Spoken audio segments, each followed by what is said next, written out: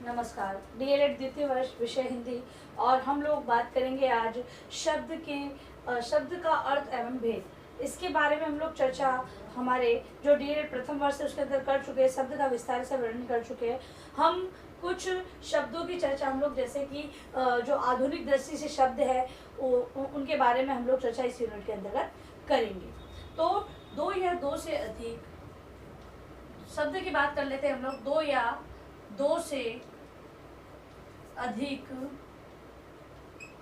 वर्णों के सार्थक मेल को शब्द कहते हैं।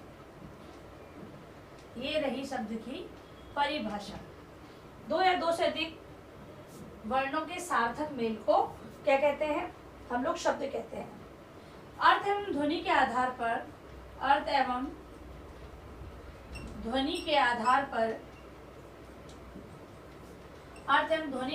पर शब्दों को वर्गीकृत किया जाता है। अर्थ एवं ध्वनि के आधार पर शब्दों को वर्गीकृत किया जाता है। जैसे कि अर्थ के आधार पर अगर हम देखें, ये हम लोग पढ़ चुके हैं, सार्थक और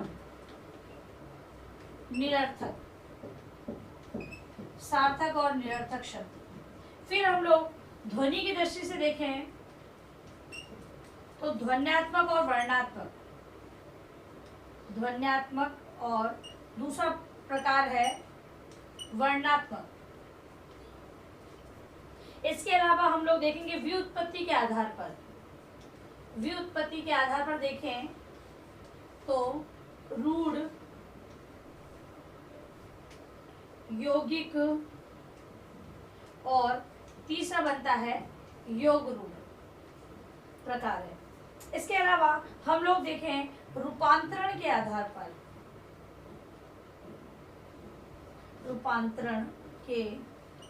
पर तो दो प्रकार बनते हैं, विकारी और अविकारी शब्द।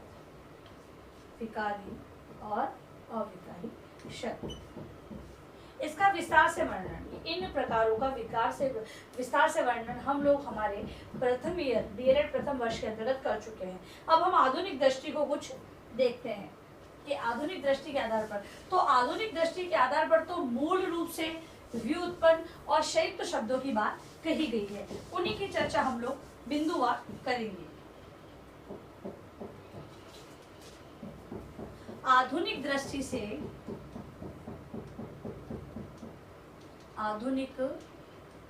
से शब्दों का वर्गीकरण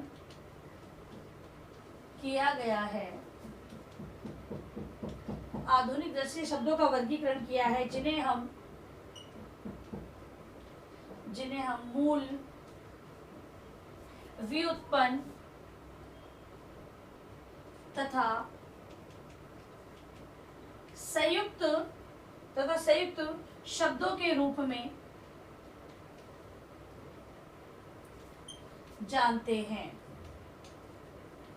आधुनिक दृष्टि से शब्दों का वर्गीकरण किया गया है जिन्हें हम पहला मूल, दूसरा व्युत्पन्न और तीसरा संयुक्त रूप में जानते हैं। तो रचना की दृष्टि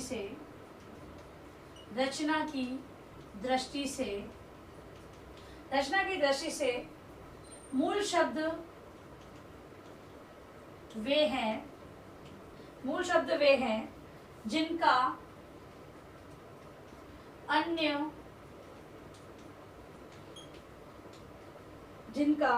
अन्य सार्थक खंड नहीं हो सकता है। जैसे किताब, आम, अमरूद,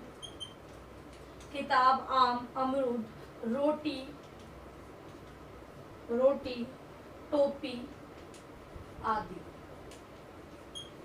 ये शब्द हिंदी के स्वयं के हैं।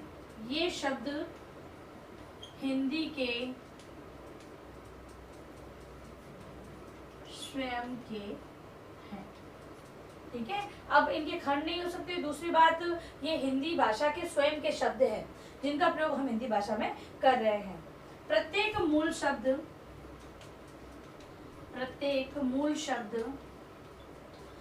मूल शब्द का अपना एक अर्थ होता है जिसे मूलार्थ या मुख्यार्थ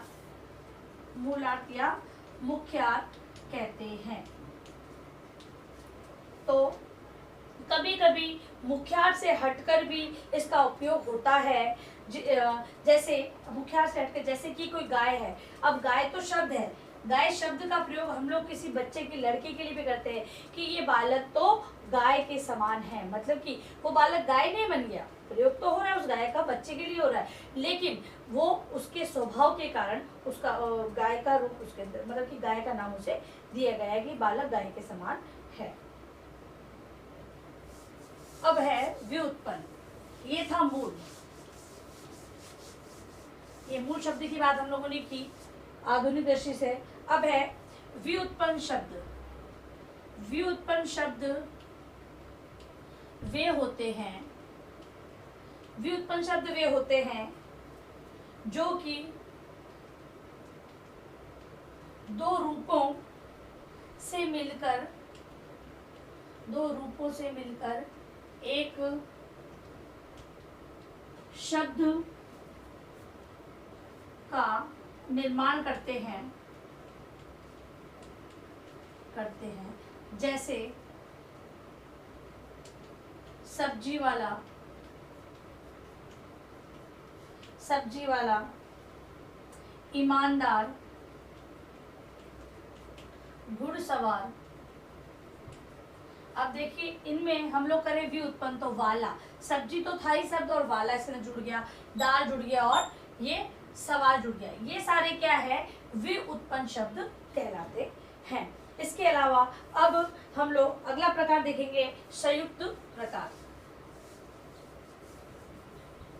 जो अगला प्रकार है आधुनिक दृष्टि से शब्द के अर्थ और भेद के अनुसार, वो है संयुक्त शब्द। संयुक्त शब्द वे होते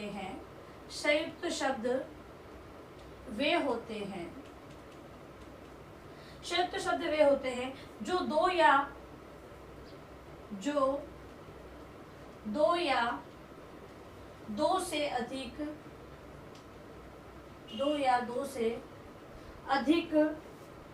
इकाइयों के मेल से बनते हैं। ऐसे शब्द उपसर्ग, प्रत्यय, मूल शब्द, प्रत्यय से बने होते हैं। जैसे कि बे उपसर्ग हो गई, ईमान मूल शब्द हो गया और ई प्रत्यय लग गई, तो बन गया बेईमानी। क्या बन गया, बेईमानी। इसके अलावा ये मूल शब्द प्लस मूल शब्द से भी बनते हैं। मूल शब्द और मूल शब्द जैसे कि गरम, धन, मसाला, तो बन जाता है गरम मसाला। ठीक है। इसके अलावा इस प्रकार जब कोई शब्द, अंतिम महत्वपूर्ण बिंदु एक और जानेंगे हम लोग, इस प्रकार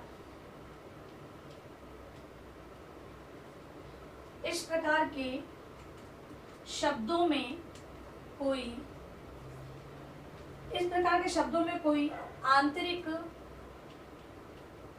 आंतरिक संबंध नहीं होता, लेकिन मिलकर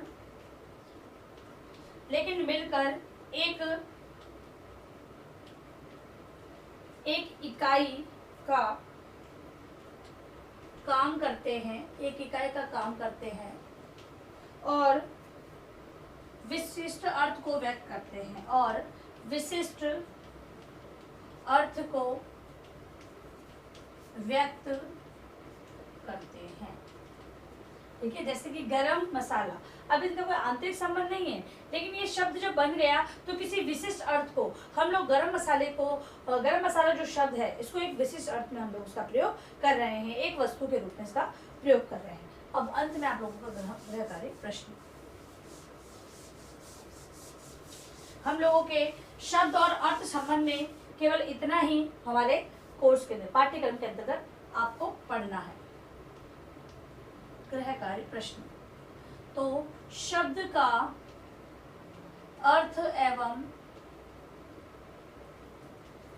भेद के बारे में आधुनिक दृष्टिकोण को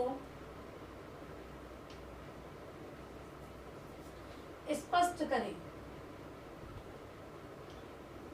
शब्द के अर्थ एवं भेद के बारे में आधुनिक दृष्टिकोण को स्पष्ट करना है, जो कि हम लोगों ने आज पढ़ा है। और अंत में आप लोगों से निवेदन है कि इस महामारी के दौर में कम से कम ये आवश्यक कार्य होने पर घर से बाहर जाते हैं तो 3 बातों का विशेष ध्यान रखें। मास्क लगाएं, सोशल डिस्टेंस का पालन करें, हाथों को बार बार सैनिटाइज करें। सुरक्षित रहे, सभी का ध्यान रखें। धन्यवाद।